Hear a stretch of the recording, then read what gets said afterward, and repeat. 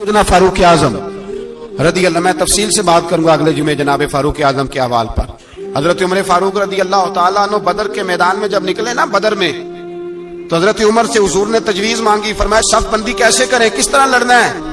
جناب عمر فاروق رضی اللہ تعالیٰ عنہ کہنے لگے حضور یہ جتنے آئے ہیں نا کافر لڑنے، یہ کسی کا کوئی چاچا لگتا ہے، کسی کا کوئی ماموں لگتا ہے، کسی کا بھائی ہے، کسی کا بیٹا ہے، تو محبوبہ صف بندی کی کیا ضرورت ہے، جو میرے رشتہ دار ہے میرے حوالے کریں، میں گردنیں کاٹ کے آپ کو دیتا ہوں، جو ابو بکر کے رشتہ دار ہے وہ ابو بکر کے حوالے کریں، وہ گردن کاٹ کے دے، جو علی کا کچھ لگتا ہے وہ علی کے حوالے کریں۔ ہم دنیا کو بتائیں گے کہ اشداء علی الکفار، اشداء علی، اس کے لیے ہمارے پاس سختی ہے، کوئی نرمی، وہ ہمارا سگا بھی ہو تو اس کے حق میں کوئی نرمی۔ حضرت عمر نے اپنے سگے ماموں کی گردن کاٹی بدر کے دن، سگے ماموں کی۔ حضرت ابو عبیدہ بن جراح، سنو، اسلام امن کا درس دیتا ہے، محبت کا درس دیتا ہے، بھائی اسلام ہی تو امن کا درس دیتا ہے، پر جڑی بوٹی کاٹنا بدامنی نہیں ہوتا، ظالم کا ہاتھ پکڑنا بدامنی، اور امن والے اور ہوتے ہیں بزدل، ان دونوں میں فرق ہوتا ہے۔ امن والا بننے کا کہا گیا ہے، بزدل بننے کا کہا۔ میرے نبی پاک نے جو بدر میں تلوار اٹھائی تھی، زرہ پہنی تھی، حضور علیہ السلام نے لوہے کی جیکٹ پہنی تھی، تو وہ بھی میرے رسول پاک نے امن کے لیے ہی پہنی تھی۔ میرے نبی پاک صلی اللہ علیہ وسلم نے احد کے دن جو ہتھیار اٹھائے تھے تو وہ بھی امن کے لیے اٹھائے تھے، وہ بھی امن کے لیے حضور نے ہتھیار اٹھایا تھا۔ ہتھیار اٹھانا بد امنی کی علامت نہیں ہوتا میرے بھائی، یاد رکھیں۔ حضرت ابو عبیدہ بن جراح نے میدان بدر کے اندر جب جنگ کا تبل بجا، حالات بگڑے، جناب ابو عبیدہ بن جراح کہتے ہیں تاریخ نے ایک عجیب موڑ پہ مجھے لا کے کھڑا کیا۔ آپ فرماتے ہیں میرے لیے اللہ نے جو آزمائش رکھی وہ سب سے بڑی رکھی۔ فرمانے لگے جب میں میدان میں نکلا تو کافروں نے میرے سامنے جس کو لا کے کھڑا کیا وہ میرا سگا باپ تھا۔ آپ فرماتے ہیں اب مشکل بن گئی، عشق تیاگ دوویں ایک برابر، تے عشق دا سیک بدھیرا، اگ تے ساڑے ککھ تے کانے، تے عشق ساڑے تن میرا، تے اگ دا دارو می تے پانی، کوئی دسے ہیں عشق دا دارو کیڑا، بلے شاہ تھے کچھ بھی نہیں بچدا جتھے عشق ہو رہا دا ڈیرا۔ فرمانے لگے اب میرے لیے سامنے باپ، ادھر بیٹا۔ آپ فرماتے ہیں دو رستے تھے، باپ بچاؤں یا رسول اللہ کا دین بچاؤں۔ ایک منٹ تھا فیصلہ کرنے کے لیے کہ ابا بچے گا یا دین بچے گا، کفر بچے گا یا اسلام بچے گا۔ فرماتے ہیں میں نے منٹ پورا نہیں سوچا، میں نے تلوار اٹھائی، باپ کی گردن کاٹ کے گرائی اور رسول اللہ کا دین بچا لیا۔ باپ کی گردن کٹ کے گری اور نبی پاک کا دین بچ گیا، بچا لیا رسول اللہ کا دین۔ حضرت عمر نے ماموں کو مارا۔ حضرت مصعب ابن عمیر کہتے ہیں تاریخ مجھے بھی لا کے کھڑا کرتی ہے بدر کے میدان میں، تو کفر کا لبادہ اوڑھ کے جب سامنے آیا تو وہ میرا سگا بھائی تھا، سگا بھائی۔ ہزاروں قومیں وجود میں آئیں دہر میں خشک و تر کے رشتے سے، پر ہم نے بنیاد دوستی رکھی یاد خیر البشر کے رشتے سے۔ سگا بھائی کفر کا نمائندہ بن کے سامنے کھڑا ہوا۔ مجھے اکٹھے کھیلنا بھی یاد تھا، مجھے ایک برتن میں روٹی کھانا بھی یاد تھا، ایک ماں سے لوریاں سننا بھی یاد تھا۔ فرماتے ہیں یہ سارا کچھ یاد تھا، پر اسلام کے حق میں دیا ہوا خطبہ جو محمد عربی نے دیا تھا وہ بھی مجھے یاد تھا، مجھے رسول اللہ کی بتائی ہوئی باتیں بھی۔ فرماتے ہیں میں سارا کچھ بھول گیا، پر مجھے اپنے رسول کا پڑھایا ہوا سبق نہیں بولا، وہ مجھے یاد رہا۔ میں نے پھر سگے بھائی کی گردن کاٹی اور میں نے وہ گردن کاٹ کے حضور کے پاس پیش کی، اور میں نے دنیا کو بتایا کہ ہمارے لیے اصل وہ ہے جو ہمارے رسول ہمیں حکم ارشاد فرماتے ہیں، یہ رشتے ہمارے لیے اصل۔ ہمارے حضرت ابو بکر صدیق میدان میں نکلے، بیٹا کافروں کی طرف سے لڑنے آیا ہے، سگا بیٹا، اور میرے مصطفیٰ کریم نے فرمایا اولاد بزدل کر دیتی آدمی کو، پر جب ایمان پختہ ہو تو پھر صحابہ نے اس بزدلی کی بھی پرواہ نہیں کی۔ سگا بیٹا کافر کی جانب سے آیا، حضرت ابو بکر صدیق نے تلوار سے حملہ کیا، بیٹے نے ڈھال آگے کی۔ جب صاحبزادے نے ڈھال آگے کی نا تو حضرت ابو بکر کی تلوار لوہے کی ڈھال سے ٹکرائی، تلوار گر گئی۔ اب حضرت ابو بکر نے ہتے ہو گئے، صاحبزادے نے اٹھائی تلوار، کہتا جب میں مارنے لگا تو خیال آیا گھر تو میرا اجڑے گا نا، باپ تو میرا ہی ہے نا۔ صاحبزادے کہتے ہیں میں ابو بکر صدیق کو چھوڑ کے چلا گیا، بعد میں مسلمان ہو گئے، کلمہ پڑھ لیا۔ ایک دن گھر میں بیٹھے تھے تو بات شروع ہو گئی، صاحبزادے کہنے لگے ابا جی وہ یاد ہے نا جب میری ڈھال سے آپ کی تلوار ٹکرائی تھی اور تلوار گر گئی تھی تو میں نے آپ کو باپ سمجھ کے چھوڑ دیا، میرا ہی گھر اجڑنا تھا باپ سمجھ کے. جناب صدیق اکبر رضی اللہ تعالیٰ عنہ صاحب ابن شام نے لکھا ہے کہ اپنی سرین پر 2 دفعہ ہاتھ مارا, 2 دفعہ. کہنے لگے بیٹے تو اس وقت کافر تھا, تو نے مجھے چھوڑ دیا. میں جب واپس پلٹا تھا نا اسی دن اسی لمحے تو میرے دل میں خیال تھا کہ بیٹے نے تو چھوڑ دیا ہے, لیکن اگر بیٹا یوں میری تلوار کے نیچے آتا میں بیٹا سمجھ کے معاف نہ کرتا, کفر کا نمائندہ سمجھ کے قتل کر دیتا. اس لیے کہ میری نظر میں اگر کوئی اہمیت ہے تو رسول اللہ کے فرمان کی اہمیت ہے. باپ بیٹے اولاد کی کوئی اہمیت ہے؟ اشداء علی الکفار, کافر سے نفرت ہی نہیں ہوتی. حضرت عمر فاروق رضی اللہ, مجھے پلٹ پلٹ کے یاد آتے ہیں سیدنا فاروق اعظم. حضرت فاروق اعظم رضی اللہ تعالیٰ عنہ سے عیسائی بادشاہ نے کہا میں ملنا چاہتا ہوں. آپ فرمانے لگے ٹائم نہیں, جو تجھے ملنا ہے وہ مدینے کے غریبوں کو نہ ملوں گا, وہ رسول اللہ کے نوکروں کو نہیں ملوں گا, تجھے مل کے کیا کرنا ہے؟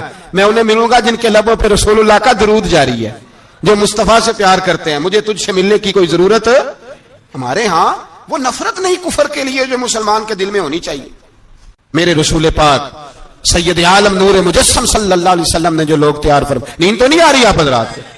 ایک وہ منظر تھا حضرت عمر نے جب اپنے سگے ماموں کو لتاڑا, جناب ابو عبیدہ بن جراح نے باپ کو قتل کیا, مصعب بن عمیر نے بھائی کو قتل کیا. ایک وہ منظر تھا. ایک وہ منظر تھا جب مسلمان مکے سے مدینے آئے, مدینہ طیبہ پہنچے تو مصطفیٰ کریم نے فرمایا یہ تمہارے بھائی ہیں, بس بات ختم ہو گئی. یہ تمہارے, بھائی اتنی سی بات ہے, یہ تمہارے, اس سے زیادہ نہیں. کوئی لمبا خطبہ نہیں نبی پاک نے دیا. فرمایا یہ تمہارے, اپنے بھائیوں کی مدد کرو. حد ہو گئی مدد کرنے کی. بھائی کا بازو پکڑا, گھر لے گئے, کہنے لگے یہ 15 کلے میرے ہیں, 6 جو تمہیں پسند آتے ہیں رکھ لو, تمہارے ہو گئے. گھر کا سامان بستر رضائیاں تک نکال کے دروازے کے اندر رکھے. بھائی سے کہا یار جو تجھے اچھا لگتا رکھ لے, آدھا تیرا آدھا میرا. یہاں تک ایک وہ موقع جب اشداء علی الکفار, ایک یہ موقع رحماء بینہم. صحابہ کرام علیہم رضوان میں سے کسی کے پاس 2 باغ تھے, ایک میں کھجوریں زیادہ پکی, ایک میں کم پکی. جب وہ اپنے بھائی کو دینے لگا تو اس نے کہا تجھے رسول اللہ نے میرا بھائی بنایا ہے, تجھے وہ والا باغ دوں گا جس کی کھجوریں زیادہ پکی ہوئی ہیں, وہ والا باغ دوں گا, کھجوریں زیادہ پکی ہوئی. اور یار تاریخ عالم نے یہ نظارہ نہیں دیکھا کہ وہاں سے ایک شخص آیا غریب ہے, رشتہ نہیں ملتا. یہاں ایک شخص نے کیا کیا, اس کو اپنے خاندان سے, اپنے گھر سے رشتہ بھی دیا. کہا بھائی ہے, اس کو یہاں بسانا ہے, رکھنا ہے, لانا ہے. کوئی تہذیب کا ٹکراؤ نہیں ہوا, کوئی ان لوگوں کے آپس میں جھگڑے نہیں ہوئے, کوئی نہیں کہا کہ یہ مہاجر ہے یہ انصار ہے, کوئی کسی جگہ نہیں کہا تمہارا کھانا پینا رہنا سہنا الگ ہے, کوئی کسی جگہ بحث نہیں ہوئی. آدھا بانٹ کے دیا. اور پھر بھائی چارے کا حال یہ تھا کہ تبوک کے بعد جب بڑا مال آیا نا مسلمانوں کے پاس, ڈھیر لاگ گئے. بحرین سے مال آیا تو ڈھیروں لاگ گئے. تو رسول پاک صلی اللہ علیہ وسلم نے انصار مدینہ کو بلایا, مدینے والوں کو. فرمایا تم نے بڑا احسار کیا تھا اپنے بھائیوں پر, تم نے اپنی آدھی آدھی جائیدادیں دے دی تھی, تم نے رحماء بینہم کا پورا مظاہرہ عملاً کر کے دکھایا. اب مال آ گیا ہے, 2 آپشن میں تمہیں دیتا ہوں, 2 قسم کی ترجیحات, ایک چیز قبول کر لو. کہ یا رسول اللہ صلی اللہ علیہ وسلم حکم فرمائیے. فرمایا یہاں تو جو مال تم نے اپنے مہاجر بھائیوں کو دیا ہے وہ واپس لے لو, وہ تم واپس لے لو, اور یہ جو مال آیا یہ میں ان میں بانٹ دیتا ہوں. یا اس طرح کرو کہ میں یہ مال تمہارے درمیان آپس میں آدھا آدھا بانٹ دیتا ہوں, یہاں تمہیں کچھ فیصد زیادہ دے دیتے ہیں, انہیں کم دے دیتے ہیں. بات ہو رہی تھی, انصار چپ تھے. حضور نے فرمایا بولتے کیوں نہیں؟ پتہ محبوب کو بھی ہے کہ یہ بولیں گے تو مجھے بھی ٹھنڈ پڑے گی اور قیامت تک ساری امت کو سکون ملے گا. فرمایا بولو. تو انصار مدینہ بولے تو رو کے بولے, کہا محبوبہ ہم نے مال کیا کرنا ہے, ہمارے پاس رسول پاک جو موجود ہے. یا رسول اللہ ہم نے کیا کرنا ہے مال کا؟ حضور جو اب آیا یہ بھی سارا انہیں دے دیں, جو ہم نے دیا تھا انہیں وہ بھی ان کے پاس رہنے دیں, اور یا رسول اللہ جو بعد میں آئے وہ بھی انہیں دے دیں. ہماری شرط یہ ہے کہ ہمارے درمیان اللہ کے رسول موجود رہنے چاہیے, محبوب ہمارے درمیان رہے, مال و دولت کی ہمیں ضرورت ہے. یہ رحماء بینہم میں آپس میں بانٹ کے ہر چیز اپنے بھائیوں کو دے دی. حضرت عمر, عیسائی بادشاہ ٹائم مانگتا تو کہتا کوئی ٹائم نہیں, چل دوڑ جا. ملک شام جاتے ہیں, جب فتح ہوتے ہیں حضرت سعد بن ابی وقاص بلاتے ہیں, شام جاتے ہیں. تو حضرت عمر کہتے ہیں شام آئے ہیں یار, سب سے پہلا کام یہ کر بلال کا تو پتہ کر.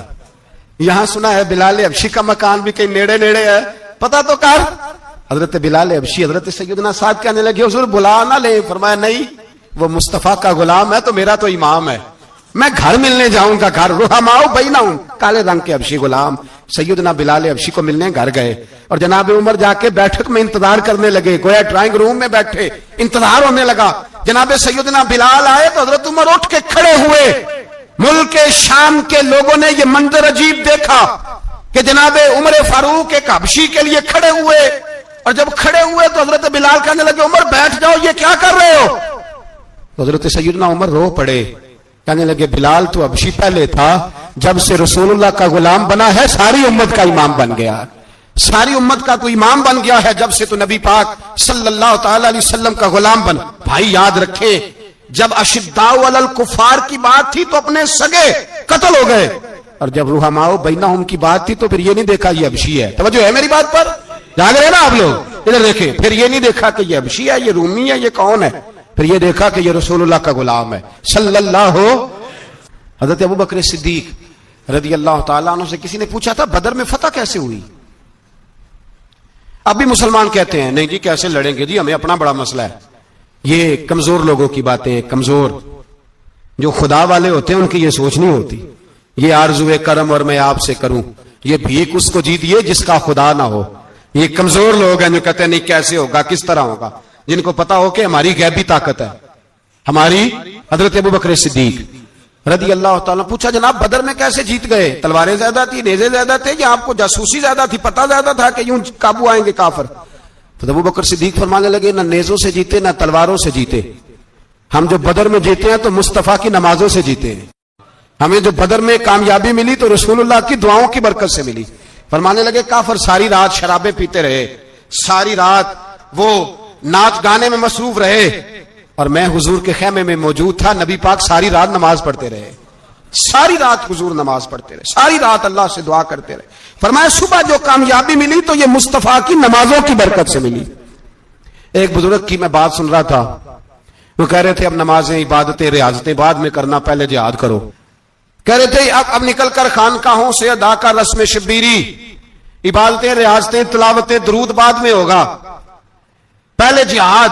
تو میں نے کہا صاحب عبادتیں تلاوتیں درود ہو کہاں رہا ہے، پہلے وہ جگہ تو بتائیں۔ خانقاہوں پہ تو عرس ہو رہا ہے، سال کے بعد ڈھول لگ رہا ہے۔ وہ جو زمانہ تھا نا کہ خانقاہ شریف پہ شام تک قرآن مجید ختم ہوگا، فجر کے بعد 50,000 درود پڑھا جائے گا، وہاں لوگ آئے ہیں تو وہاں ذکر کرتے کرتے لوگ اس قدر مست ہوئے کہ انہیں ہوش ہی نہیں کہاں کہ کہاں گئے، وہ تو دور ختم ہو گیا۔ اب کہاں ہے خانقاہ میں؟ اب تو نظر نیاز رہ گئی، ختم شریف رہ گیا، عرس پاک رہ گیا، باقی تو معاملہ ختم ہے۔ وہ کہاں گیا معاملہ سارا؟ بھائی دعائیں التجائیں۔ شہاب الدین غوری سے پوچھا جناب فتح کیسے ہوئی؟ کہنے لگے خواجہ معین الدین اجمیری کی دعاؤں کی برکت سے۔ فرماتے ہیں بابا دعا مانگتا تھا، ہم جہاد کرتے تھے، اللہ کامیابی دے دیتا تھا۔ بھائی وہ عبادت، وہ ریاضت، وہ مسلمان جو رات کو اپنے رب کو منا لیا کرتا تھا، وہ اپنی عبادت کے زور پر اللہ تبارک و تعالیٰ کی بارگاہ میں آہو زاری۔ حضور نے فرمایا الدعاء صلاح المومن، دعا مومن کا ہتھیار ہے۔ دعا مومن کا، بول کے بتانا ہے، دعا مومن کا۔ فرمایا مومن یہ ہتھیار چلا سکتا ہے، یہ ہتھیار کافر کے پاس موجود ہے۔ حضرت زید بن حارثہ رضی اللہ تعالیٰ عنہ کو نہ پکڑ کے کچھ کافر ان کو پکڑ کے لے گئے تو ایک درخت کے ساتھ باندھ لیا، کہنے لگے تمہیں قتل کریں گے، حضور کے صحابی ہیں رضی اللہ تعالیٰ۔ جب کافر آپ کو قتل کرنے لگا نا تو انہوں نے درخت کے ساتھ اچھی طریقے سے ٹانگیں باندھ لی، ہاتھ باندھ لیے، گردن باندھ لی، کہنے لگا بلا اپنے رب کو۔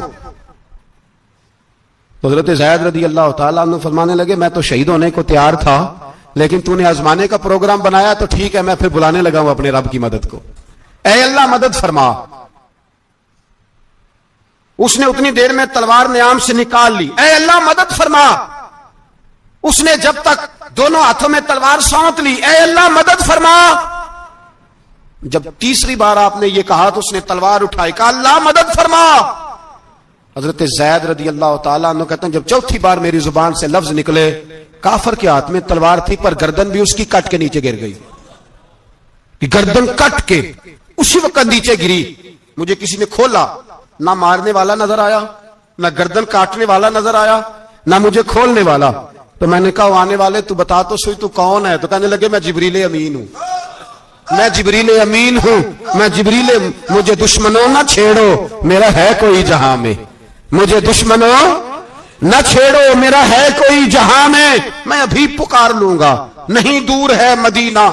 کہا جب تو نے، حضرت جبریل کہنے لگے جب تو نے پہلی دفعہ کہا نا اللہ مدد فرما تو میں سدرۃ المنتہا پہ تھا، مجھے حکم ہوا جبریل دیر نہ کرنا۔ فرماتے ہیں جب دوسری دفعہ تو نے کہا نا اللہ مدد فرما تو میں 7ویں آسمان پہ تھا، اور جب تیسری دفعہ کہا مدد فرما تو میں پہلے آسمان پہ تھا، اور فرمایا جب تو نے کہا چوتھی دفعہ اللہ مدد فرما تو میں تیرے سرانے کھڑا تھا، میں تیرے سرانے۔ تو بھائی اب تو اجتماعی دعا بھی نہیں رہی ہماری، اب تو یہ والا سوتا بھی، اکبر الآبادی نے کہا تھا مصیبت میں بھی اب یاد خدا ہم کو نہیں آتی، دعا منہ سے نہ نکلی جیبوں سے عرضیاں نکلی۔ جب حسن تھا ان کا جلوہ نما تو سرکار کا عالم کیا ہو۔ آپ ذرا ٹھہر کر اس کو سوچیں کہ جب حسن تھا ان کا جلوہ نما، یعنی حضور مسکراتے تھے، خوش بڑے ہوتے تھے۔ کب؟ جب ایک طرف ابو بکر صدیق بیٹھے ہوتے تھے، جب ایک جانب سیدنا فاروق اعظم بیٹھے ہوتے، جب سامنے مولا علی شیر خدا اور حضرت عثمان بیٹھے ہوتے، اور جب کندھوں پر سیدنا امام حسن اور حسین سوار ہوتے تھے، اور جب حضرت بلال اذان دیتے تھے، اور جب جناب سلمان فارسی کھجوریں توڑ توڑ کے لاتے تھے، اور جب حضرت صہیب رومی بارگاہوں میں حاضریاں دیتے تھے، اور جب جناب ابو ہریرہ سے حضور فرماتے کوئی کام بھی کیا کر، تو وہ کہنے لگے حضور ٹھیک ہے پر میں یہیں بیٹھا رہتا ہے، کوئی کام بھی کر، تو وہ باہر نکلے اور ستون کی اوٹ سے پھر آ گئے کہ حضور میں ہو آیا ہوں، میرا کوئی نہیں دل لگتا کسی جگہ۔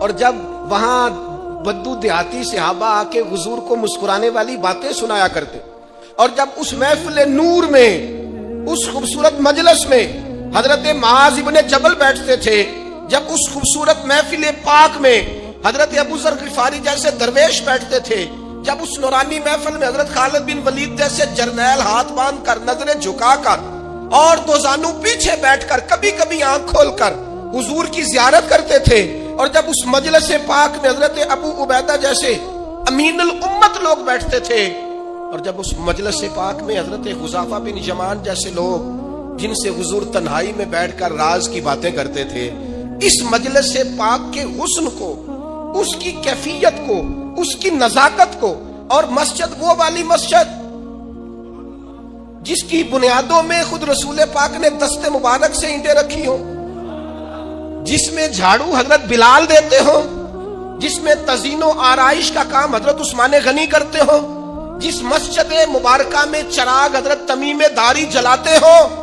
پتہ نہیں کیا منظر ہوگا، پتہ نہیں کیا رنگ ہوگا۔ مجھے لگتا ہے فرشتے بھی آسمان کے دروازے کھول کھول کے نیچے جھانک کے دیکھتے ہوں گے کہ جب حسن تھا ان کا جلوہ نما، دیدار کا عالم کیا ہوگا، ہر کوئی فدا ہے بن دیکھے۔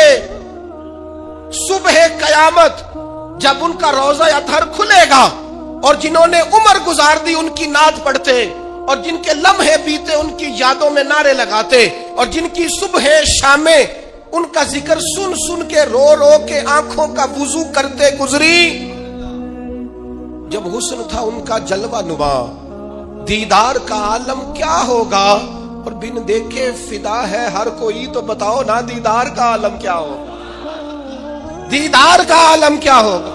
اور ایک سمت علی، ایک سمت عمر، صدیق ادھر، عثمان ادھر، بھلا ان جگمگ جگمگ